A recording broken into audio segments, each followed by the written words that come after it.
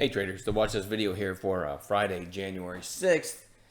Start off with the daily on the SPY, and we are still in that sideways chop fest. You can kind of picture a horizontal line here, and we're right in the middle of it. Right, keep bouncing back and forth up and above and below that 380 area. But for day traders like myself, we're doing just fine, right? We're looking for the stocks that are in play and calling them on the A+ intraday setups. Look at some of the highlights from January so far, and you were just talking about the 3rd, the 4th, and the 5th because it's only been 3 days. Some of these are unbelievable, the calls in the chat room, and I don't think I get credit for any of these. I think these are all from you guys. But my God, 23 bucks a share from the call without stopping out, $14 a share, and the others great percentage gains too. So so far, really nice year going, right? I made a video on NVCR, HKD, MEGL today. And I think I made a short one on Kevin P's ATNF 550 second mouse too. I'll spend a second and show that one. Right there was the 550 second mouse. Stop was right there. And it went all the way to 714. Nicholas HKD today, over 23, which literally occurred right over this little green candle there. 23, and it was off to the races from there. It's unbelievable. Gunil gave MEGL today. Again, I made a video kind of giving the reasons for the entries, but this was through 2 right there, went all the way to 290. So there's some highlights from today, some amazing calls from you guys. What are we watching for tomorrow? Remember, I make my money between the bells, so none of these are investment advice. I am in cash every night. OBLG, not in love with this, but it did gap up today. Recent reverse split. You can't see it on here, but when I switch to 60s, it looks like a big gap up, right? And then I go back to the daily, and you don't have that gap up. That's generally the sign of a recent reverse split. That's the way e-signal charts kind of handle it. So anyway, topped out today at 345, closing well off the highs. I'm going to keep it on my radar, but certainly not in love with it because you have a lot of bag holders from today.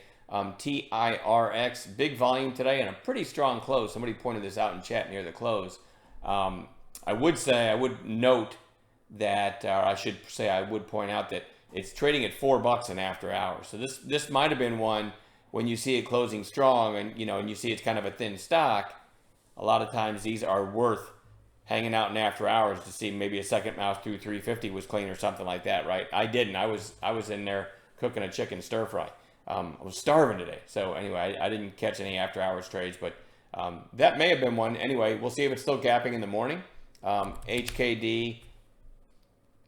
Let me get that crazy move out of there just so you can kind of see it. Still held up pretty well, so we are going to watch that one tomorrow. ELOX. Now let me pan back out. Had a pop yesterday that topped at 474. Pop today, topped at 474. Look at the intraday. This one, I think Kevin P pointed out the possible 2-day high break. And then, once I saw it do this, I thought, well, this isn't even worth watching anymore today. And look what, lo and behold, it ends up closing kind of strong. Super interesting over, say, 475 tomorrow with a proper intraday setup. All right, that's ELOX. MEGL, another one I got to zoom back in because you got these crazy candles where they do this on the opening couple of days, smashes it together when it comes back to reality. But if I zoom in, you can see MEGL. I talked about the 2 break by Gunil. Closing well off its highs, but if HKD gets going, this could be a good secondary play. Sympathy play, if you will. RENT, now I got to pan back out again. RENT, really nice move here and now flagging. Kevin P's been watching this chart for us. Definitely want to keep that on a chart. JSPR had the big rip 3 sessions ago. Now you got 2 days red on declining volume. It goes back on bounce. I don't love the fact that it's near the lows from the gap up day though, because this just leaves you a lot of bag holders literally from the last 3 days. I would prefer it held up better, but I'm going to keep it on a chart nonetheless.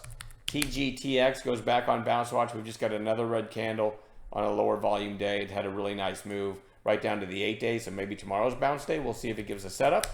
PDSB is kind of obscure, but had a really nice move here. Then an ugly red day, and really a couple inside days. And today topped out right at the whole number 12, so maybe over 12 tomorrow. We'll see if it sets up.